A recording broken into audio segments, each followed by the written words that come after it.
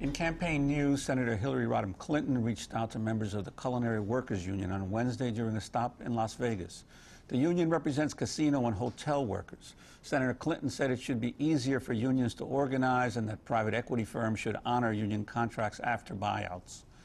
While Clinton is publicly trying to win the support of such unions, behind the scenes she's being advised by a team of strategists closely affiliated with union busters, GOP operatives, conservative media, and other Democratic Party antagonists. This, according to a new expose in The Nation magazine titled Hillary, Inc., written by Ari Berman. Much of Ari Berman's article focuses on Senator Clinton's top strategist, Mark Penn, who heads the public relations firm Burson Marsteller. Among other things, the company helps firms fight unionization efforts. Up until March, the labor section of Burson Marsteller's website read, quote, "Companies cannot be caught unprepared by organized labor's coordinated campaigns." Mark Penn's list of previous current clients reads like a who's who of corporate America. Juan, maybe you could take it from there. Texaco, Eli Lilly, Microsoft, Procter & Gamble, Monsanto. To talk more about Hillary, Inc., Ari Berman joins us in Washington. He's a contributing writer for The Nation magazine and Puffin Foundation, and also a writing fellow at the Nation Institute. Welcome to Democracy Now! Hi, thanks for having me. Well, give us a rough overview of Hillary, Inc. Sure. Well, I mean, Hillary, Inc. is first thing about, the money that she takes, and I say in the piece that, Hillary, compared to her Democratic rivals, is more reliant on corporate money and large donations, but it's also primarily about the people that she chooses to have around her, the people that will run and execute her campaign and have prominent positions in the White House. And these are people with very, very, very significant business ties, some of which are still ongoing.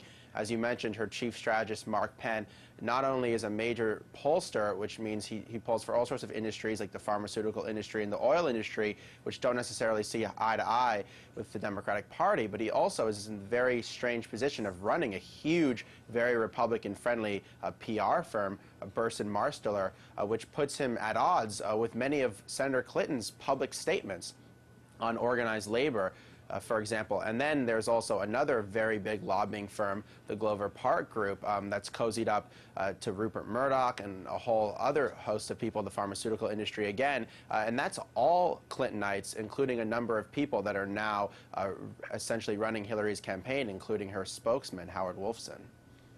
Could you talk to us a little bit about the evolution of Mark Penn in terms of his growing influence in national political circles from the early days of the first Clinton presidency? Yeah, absolutely. I mean, Mark Penn, back in the 70s, his first major client was Ed Koch, the mayor of New York.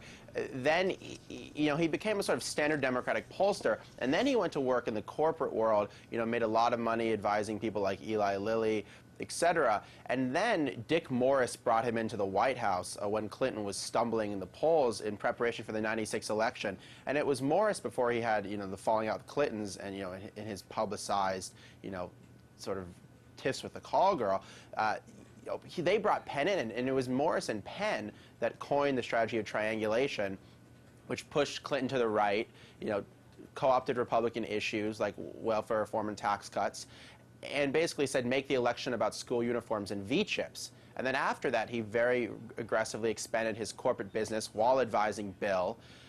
His company was bought in 2001 by a giant group, the WPP Group, which owns Burson Marsteller, and in 2005 they made him CEO of Burson Marsteller, which I said is a very unique position for a Democratic pollster to be in. All the while, he became Hillary Clinton's chief advisor. So he's always been balancing the corporate world and the political world, I think, as my article alleges, pretty uneasily. And it's somewhat surprising that Hillary doesn't have any problems with the corporate work he's still doing.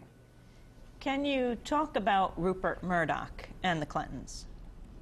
Sure. Well, Hillary basically, made a pretty conscious effort after winning in 2000 in New York to try to court Murdoch and defang, his opposition, because the New York Post and everyone else was going after her so hard.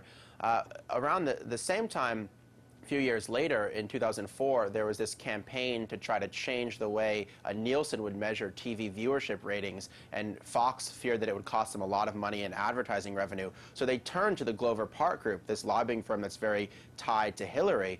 And what this advertising firm said is basically they launched this huge campaign under the guise of this minority front coalition, which is a classic strategy that PR firms and lobbying firms use, basically saying this will disenfranchise minority viewers, low-income viewers, which wasn't true, but that was the campaign they ran.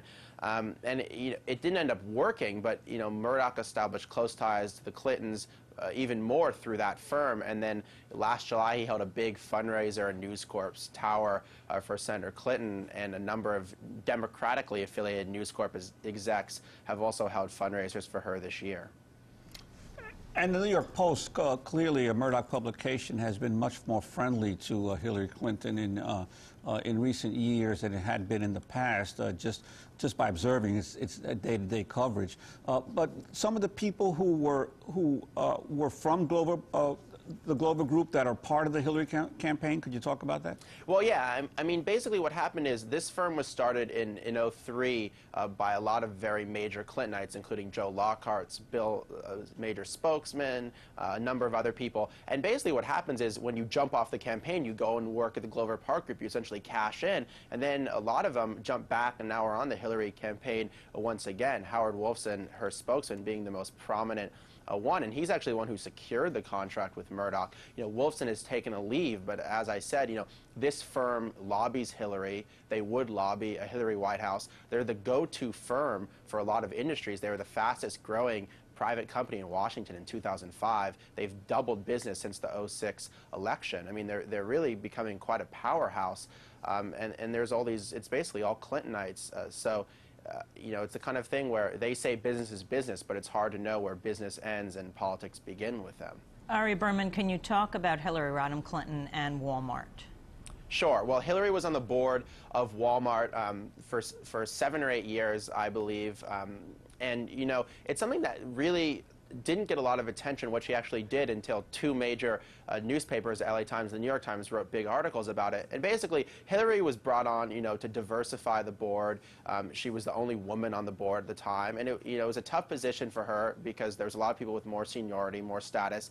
But as these articles allege, she didn't really shake up the system very much. She pushed them to be a little more fair to women in hiring, but she didn't do anything, for example, or didn't try to do anything about their anti-labor reputation. And indeed, that's not why she was brought on board. And there was an interesting part of the debates in the first Democratic debate. They asked Senator Clinton about Walmart. She said he has a mixed record. And then she went on, very interestingly, to sort of rail against the power of corporate elites and how middle America is invisible to corporate elites. And this is something that Senator Clinton actually does sort of well, but I thought it was sort of ironic, because if she wanted to curtail the power of corporate elites, maybe she should start with the advisors to her own campaign.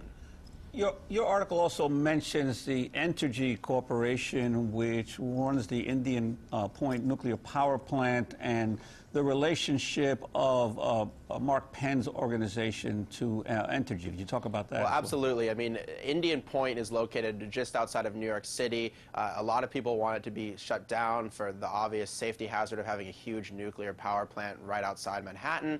And it's failed a lot of, safety ratings, and environmentalists have been trying to shut it down for years, in fact.